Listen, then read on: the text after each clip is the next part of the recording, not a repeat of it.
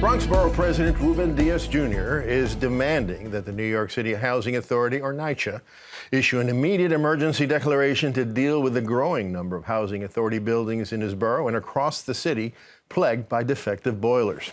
The request follows months of frigid weather during which boilers stopped working, leaving public housing residents in the cold.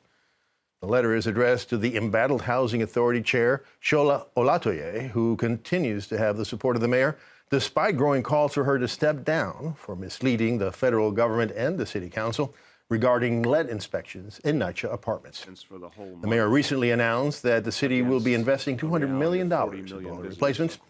And joining me now to talk about all this is the Bronx Borough President, Ruben Diaz Jr. Bronx Borough President, thanks for joining us once again. It's good to be back.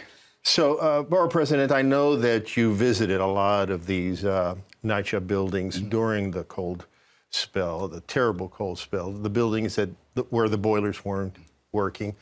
What were the tenants experiencing, and how did they cope with that? Well, it's heartbreaking to see senior citizens who say they are warmer outside than they are in their own apartments. To see young mothers. I went out a couple of weeks ago to Patterson houses to see a young mother who had to take her son back and forth to the hospital 3 times in less than a week, where her 3-year-old is suffering from pneumonia.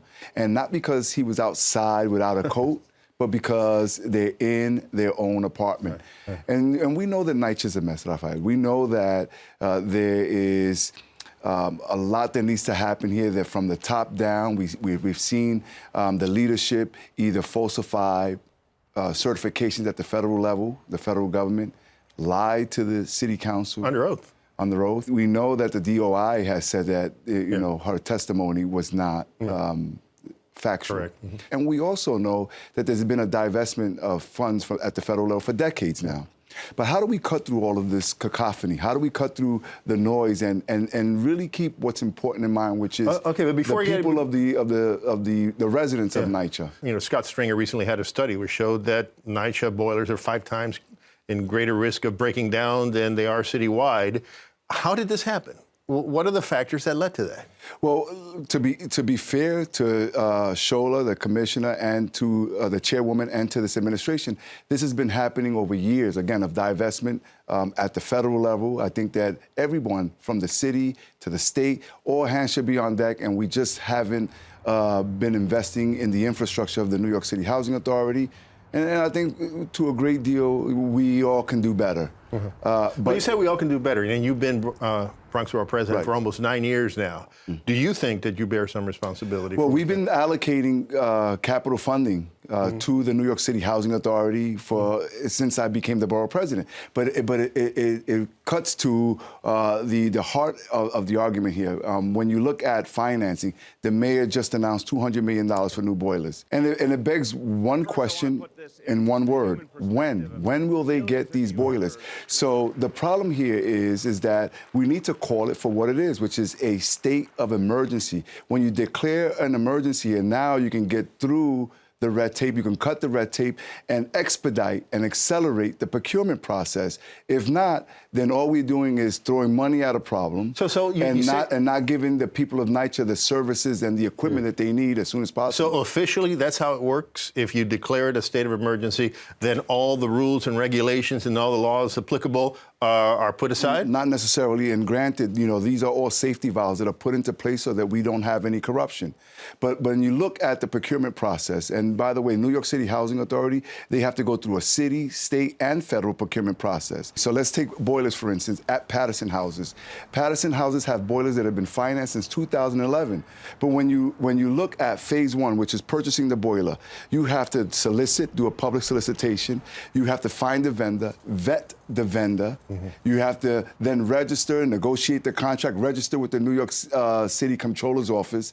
And that's just phase 1. Then you have to do demolition of the old boiler and do the same process all over again. And then you have to now install that new boiler. So if you look at the Patterson houses, they have those boilers paid for in 2011, but they still are operating with temporary units that continue to break down. They've been doing so for the last 4 or 5 years. So you're saying that the mayor's declaration that he's going to spend $200 million, it's not accompanied by something that makes it urgent? I know that when you look at the $200 million, he also proposed a list of different developments. The fact of the matter is that while many of the residents who live in those developments who are on that list are jumping for joy because in their minds they're seeing that the mayor is allocating $200 million, they won't receive new boilers until after he's the mayor. Yeah. So, you mentioned that Shola Olatoye. Well, I mentioned that a lot of politicians are calling for her to step down. You mentioned the reasons why. Are you calling for her to step down? No, that's a decision for the mayor to make. But I'll tell you one thing. But should she, do you think? Well, I'll tell you, if she falsified a certification to the federal government, if you are a NYCHA resident and you falsify any information on your recertification or the recertification of your lease, you get thrown out.